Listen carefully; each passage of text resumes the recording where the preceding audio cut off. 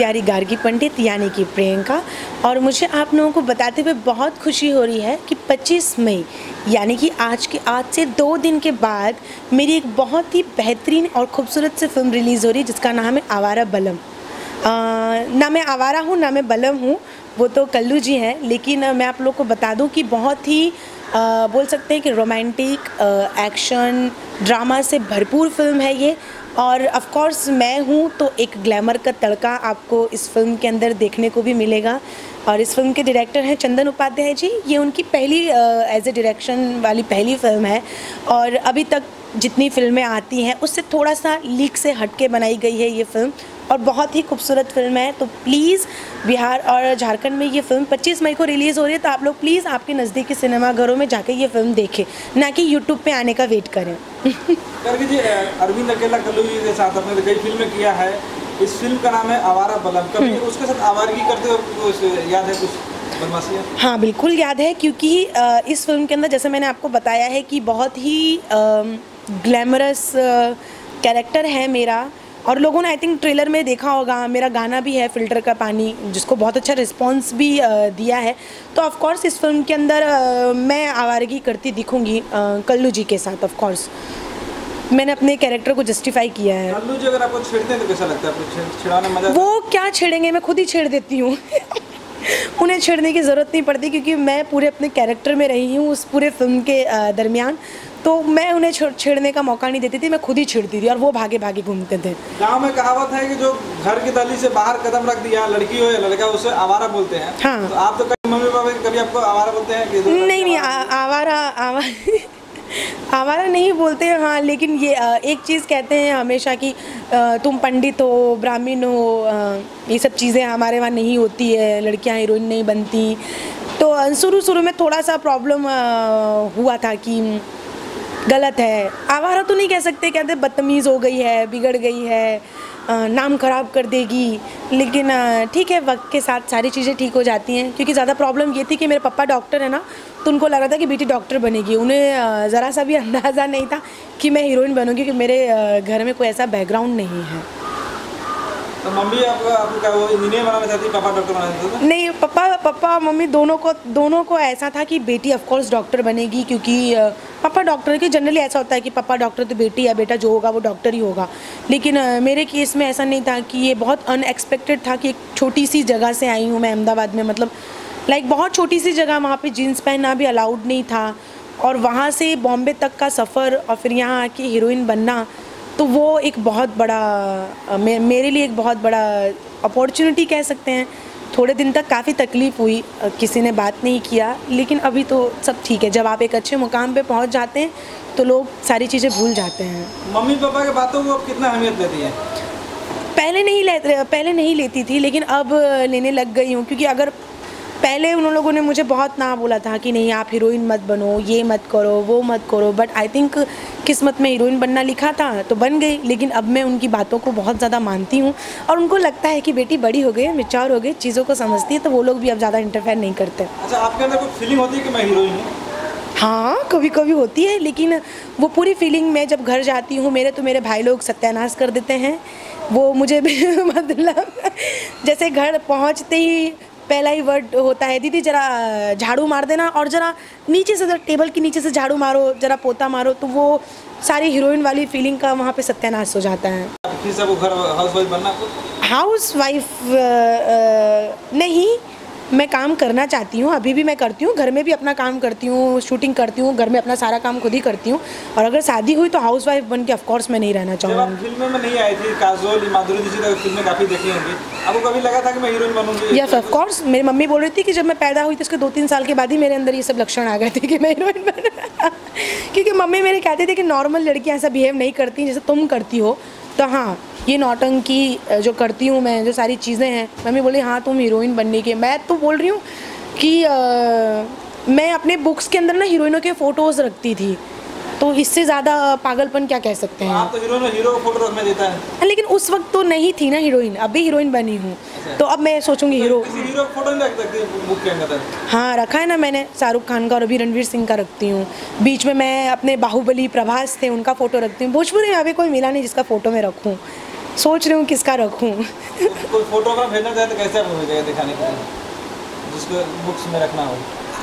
मेरा फोटो नहीं, अगर मैं लड़का आपको लाइक करता है, वो आपसे शादी करना चाहता होगा, वो मुझे फेसबुक पे या फेसबुक पे मैसेज कर सकते हैं। अगर आप मुझे बहुत ज़्यादा प्यार करते हैं, मैं आपका फ़ोटो मैं देखूंगी ज़रूर कि आपने मेरा फ़ोटो रखा है कि नहीं, मैं उसका रिप्लाई भी करूँगी डेफिनेटली।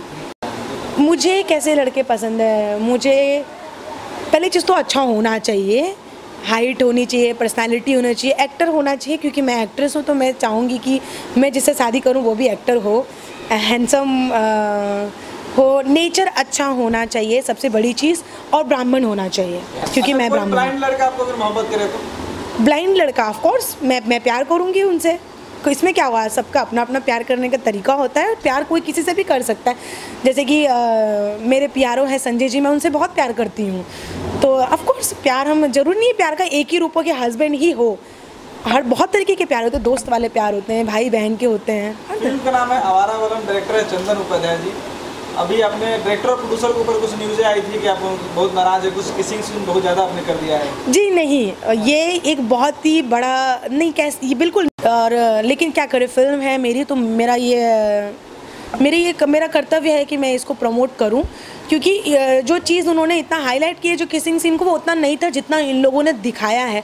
तो मैं उस चीज़ को लेके बहुत ज़्यादा डिसअपॉइंटेड हूँ कि फिल्म में और भी बहुत सारी चीज़ें हैं दिखाने के लिए, तो ज़रूरी नहीं है कि आप किसिंग सीन डालो या उसको और बढ़ा के दिखाओ तो ऑडियंस आएगी कि और अच्छा रिस्पॉन्स मिलेगा। ये सिर्फ एक मानसिकता होती है कि हम अगर वल्गैरिटी दिखाएंगे तो ही ऑडियंस आएंगी। हमारी ऑडियंस बहुत बदल चुकी है और वो अभी साफ़ सुथरी चीज़ें देखना पसंद करती है, तो ज़रूरी नहीं है कि एक छोटी सी चीज़ को आप बहुत ज़्यादा एक्सपांड करके दिखाएं। तो किस सीन इतना था नहीं जितना इन लोगों ने बड़े तरीके से उसको तोड़ मरोड़ के दिखाया है। तो ऑफ कोर्स कहाँ पर फिल्म आएगा, तो किसने कोरियोग्राफ किया था? ये गाने की शूटिंग हमने बॉम्बे में की थी, पनवेल के आगे एक जगह है वहाँ पे, और ऑफ कोर्स हम सबके फेवरेट हैं रामदेवन जी, जिनके गाने आजकल ब्लॉकबस्टर होते हैं, जिन्होंने ये गाना कोरियोग्राफ किया है, छलकत हमरो जवनिया हो कि रातें दिया बुता के हो। तो मेरा ये फ़िल्टर के पानी भी उन्होंने ही कोरियोग्राफ किया, और मैं बहुत लकी फील करती हूँ कि उन्होंने मेरा ये गाना कोरियोग्राफ किया है। आई होप सो ये बहुत बड़ा हिट हो।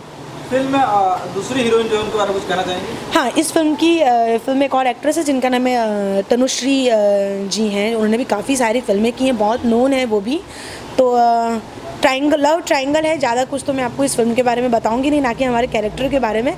लव ट्रायंगल है, और ऑफ कोर्स मेरा एक ग्लैमर का तड़का है जो बहुत अलग है, पूरे फिल्म की स्टोरी से थोड़ा सा अलग। ऑफ कोर्स मैं हूँ तो थोड़ा तो मसालेदार तड़का होना चाहिए। फिल्म में अवधेश मिश्रा कॉमेडियन, मटरू सिंह, देव सिंह विलेन इसमें नजर आ रहे हैं, क्या उन लोगों के साथ आपके? जी नहीं, मेरा उनसे कोई इस फिल्म में कनेक्शन नहीं है। वो लोग भी इस फिल्म में है, बट मैं उन लोगों से कनेक्टेड नहीं हूँ। मेरे अधिकतर सीन कल्लू जी के साथ है, क्योंकि आवारा बलम है, इसमें कल्लू जी भी आवारा है और मैं भी आवारा हूँ, तो मैं अपने बलम के पास ही रहती हूँ। तो मेरा हम लोग ट्रेलर देखें, आप ज़्यादा कल्लू जी को छेड़ते हुए नजर आते हैं। हाँ, क्योंकि टाइप में किसी लड़के को छेड़ते हैं आप? ऐसा तो मैं नहीं करती। फिल्म के अंदर सारी ख्वाहिशें पूरी कर लेती हूँ, लेकिन रियल लाइफ में लड़का छेड़ना अच्छा नहीं लगता ना। हाँ, अच्छा, कोई लड़का आपको छेड़ता है तो क्या रिएक्शन देती है? मैं खुश हो जाती हूँ यार, ऑफ कोर्स लड़की हूँ, हीरोइन हूँ, अगर कोई छेड़ेगा तो ऑफ कोर्स अच्छा लगेगा, लेकिन भद्दे कमेंट्स नहीं करना चाहिए। देख ले ये सब ठीक है, लेकिन एकदम गंदे गंदे कमेंट्स करना तो बिल्कुल अच्छा नहीं लगता।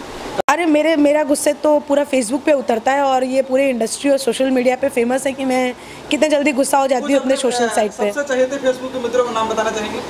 हाँ, जिनको फेसबुक पे, जैसे लोगों को ऐसा लगता है कि एक्ट्रेस है तो देखती नहीं होंगी हमारे कमेंट, रिप्लाई नहीं करती, तो जो मेरे बहुत ज़्यादा फेवरेट हैं फैंस, जिनको मैं पर्सनली नाम से जानती हूँ, वो है दीपक शर्मा, जो हमेशा मेरे ही फ़ोटो लगाते हैं फेसबुक पे, थैंक यू दीपक। ऋषिकेश दुबे जी हैं, वो भी बहुत ही अच्छे फ़ैन हैं मेरे, मुझे बहुत पसंद है वो। एक हैं सतीश प्रजापति जी, जो बनारस से हैं, मैं उनसे अभी कुछ दिन पहले बनारस में मिली थी। ये 3 लोगों को तो मैं कंफर्म बहुत अच्छे से जानती हूँ। नाम छूट रहा है, धनंजय धनंजय जी जो है बहुत भोजपुरी के बारे में कभी कभी भड़ास बहुत ज़्यादा निकलता है। हाँ, धनंजय सिंह जी करके, लेकिन अभी मैंने उनको ब्लॉक कर दिया है क्योंकि वो भोजपुरी के बारे में बहुत गलत लिखते हैं और मुझे मेरी भाषा या मेरी इंडस्ट्री के बारे में अगर कोई कुछ गलत बोलेगा तो मैं उसे बिल्कुल बर्दाश्त नहीं करूँगी, ना उस चीज़ को बर्दाश्त करूँगी। तो मैंने उनको पहली फुर्सत में ब्लॉक किया है क्योंकि वो बहुत गंदा लिखते हैं भोजपुरी के बारे में और ये मुझे बिल्कुल पसंद नहीं है क्योंकि इसी भोजपुरी इंडस्ट्री से बहुत सारे लोगों का घर चलता है, हमारा भी चलता है, तो किसी इंडस्ट्री के बारे में ऐसा बोलना गलत है। जाते जाते क्या कहना चाहेंगे बिहार के दर्शकों को? मैं अपने दर्शकों को कहना चाहूँगी कि प्लीज़ 25 मई को हमारी जो फिल्म रिलीज़ हुई है उसे देखिए और प्लीज़ सिनेमा घरों में जाके देखने की कोशिश कीजिए। यूट्यूब का वेट मत कीजिए कि फ़िल्म यूट्यूब पे कब आएगी। हम लोग बहुत मेहनत करके ये फ़िल्म बनाते हैं, बहुत पैसे लगते हैं इस फिल्म में। अगर आप थिएटर में जाएंगे, देखेंगे तो ही आगे ऐसी फिल्में बनेंगी कि प्रोड्यूसर को फ़ायदा होगा। तो अगर आप यूट्यूब का वेट करेंगे तो मुझे लगता है कुछ दिन में भोजपुरी इंडस्ट्री को बहुत ज़्यादा प्रॉब्लम होगी। तो प्लीज़ आप लोग थिएटर में जाएँ 25 मई को और मेरी फिल्म देखें आवारा बलम। Thank you.